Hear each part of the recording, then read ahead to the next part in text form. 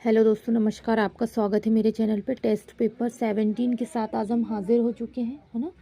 Test paper जो 17 है तो उसमें केमिस्ट्री के बेस्ड क्वेश्चन है। केमिस्ट्री के जितना भी हमने पढ़े थे ना, तो उसी के चूज द करेक्ट ऑप्शंस। तो आइए स्टार्ट करते हैं। पानी का भारीपन किस विलय के कारण होता है? देखो, एक तो पानी नॉर्मल भी होता है, और भारी मतलब वजन में भारी नहीं, उसकी लवणता में भारी, है ना। उसकी लवणता में भारी। कुछ पानी जैसे खाते हो और पानी पीते हो तो खाना पच जाता है, और कुछ खाना खाते हो और पानी पीते हो तो खाना नहीं पचता, तो वो पानी होता है भारी पानी। तो वही बोल रहा है कि किस विलय के कारण होता है, तो वो है कैल्शियम के कारण। ठीक है, जो कैल्शियम है उसके कारण पानी का भारीपन होता है। निम्न में किसके टेप रिकॉर्डर की टेप लेपित रहती है? तो फेरोमैग्नेटिक चूर्ण जो होता है उसका जो टेप रिकॉर्डर है उसकी टेप क्या रहती है? लेपित रहती है। ठीक है। सोडियम धातु को डुबा कर रखा जाता है। किस में डुबा के रखे जाएंगे? कैरोसिन में, मतलब मिट्टी के तेल में। अगर सोडियम धातु नॉर्मल हवा के संपर्क में आ गई तो वो अपने आप मतलब ऑटोमेटिकली जलने लगती है, खुद ही आग पकड़ लेती है। तो उसको कैरोसिन यानी मिट्टी के तेल में डुबो के रखे जाता है, तो वो एकदम क्या रहती है? सुरक्षित रहती है। यूरिया का रासायनिक नाम हम किसको ले लें? कार्बामाइट को। कार्बा जो माइट है वो यूरिया का रासायनिक नाम है। ठीक है। वह तत्व जो ऑक्सीजन से प्रतिक्रिया नहीं करता क्या कहलाता है? क्या कहलाता है? आयोडीन। आयोडीन ऑक्सीजन से प्रतिक्रिया नहीं करता। आयोडीन एक ऐसा तत्व है जो ऑक्सीजन से प्रतिक्रिया नहीं करता। रेयॉन, नायलॉन तथा पॉलिस्टर एक रेशा है। रेयॉन, नायलॉन, पॉलिस्टर क्या है? संश्लिष्ट रेशा है ये। कैसे रेशे हैं? संश्लिष्ट रेशा है ना। प्राकृतिक नहीं बोलेंगे हम इसको, संश्लिष्ट रेशा बोलेंगे। रेयॉन को, नायलॉन को, क्योंकि नायलॉन भी मानव द्वारा निर्मित है। रेयॉन और पॉलिस्टर। मरकरी को किस धातु के पात्र में रखा जा सकता है? किस धातु के पात्र में रखेंगे? लोहे के पात्र में। मरकरी को किस धातु के पात्र में रखा जा सकता है? तो मरकरी को लोहे के पात्र में रखा जा सकता है।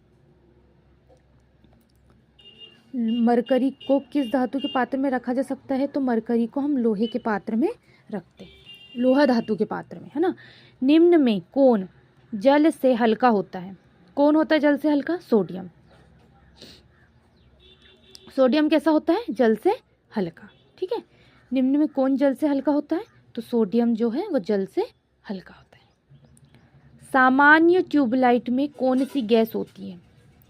तो क्या होती है? ऑर्गन के साथ मरकरी वेपर। ऑर्गन होती है, हाँ, लेकिन सोडियम नहीं लेंगे, मरकरी वेपर लेंगे। मरकरी वेपर किस में? ट्यूबलाइट में। ऑर्गन याद रखिएगा, पढ़ते भी आ रहे हैं, लेकिन मरकरी वेपर याद रखना है उसमें। मिल्क ऑफ मैग्नीशिया क्या है? Milk of magnesia magnesium hydroxide है। क्या है? मैग्नीशियम हाइड्रोक्साइड है मिल्क ऑफ मैग्नीशिया। ठीक है। क्वार्ट्स किससे बनते हैं? किससे बनेंगे क्वार्ट्स? कैल्शियम सिलिकेट से। किससे बनेंगे? कैल्शियम सिलिकेट से बनेंगे क्वार्ट्स। सोने के आभूषण बनाने में किस धातु को मिश्रित किया जाता है? किसको मिश्रित करेंगे? कॉपर को। सोडियम का जब हम आभूषण बनाएंगे तो हम कौन सी धातु उसमें मिश्रित करेंगे? कॉपर। तांबा, कॉपर, है ना। लेकिन मैं बताऊं, कॉपर तांबा को ही कहते हैं। इसलिए मिलाया जाता है क्योंकि आग के संपर्क में आने से सोडियम पिघले ना, मतलब सोना जो है वो पिघल के गिरे ना। नहीं तो आग के संपर्क में अगर सोना आएगा तो वो पिघल जाएगा, जब तक कि उस पर कॉपर धातु नहीं मिलाई जाती। पोर्टलैंड सीमेंट का आविष्कार किसने किया था? किसने किया था पोर्टलैंड सीमेंट का आविष्कार?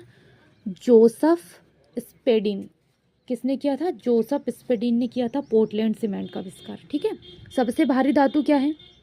ओस्मियम। बहुत दिन से, बहुत टाइम से हम यही पढ़ते आ रहे हैं कि पीरियोडिक टेबल में सबसे भारी धातु क्या है? ओस्मियम।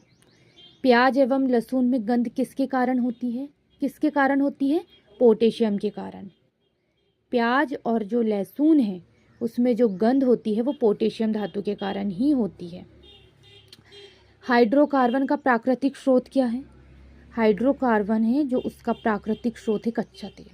कच्चे तेल से ही हाइड्रोकार्बन प्राप्त किया जाता है, हाइड्रोकार्बन से ही कच्चा तेल, उसका वो प्राकृतिक स्रोत है। हाइड्रोकार्बन का कच्चा तेल एक प्राकृतिक स्रोत है जिससे कार्बन तैयार किया जाता है।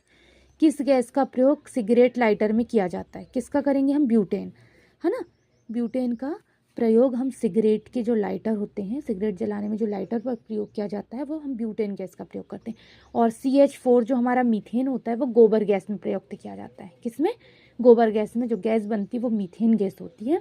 और सिगरेट का जो लाइटर होता है जो आप 10 रुपये का खरीदते हो, उसमें कौन सी गैस होती है? ब्यूटेन गैस होती है। सिरका किसका जलीय विलयन है? किसका जलीय विलयन मानेंगे हम? एसिटिक अम्ल का। एसिटिक अम्ल का जो सिरका है वो जलीय विलयन है। ठीक है।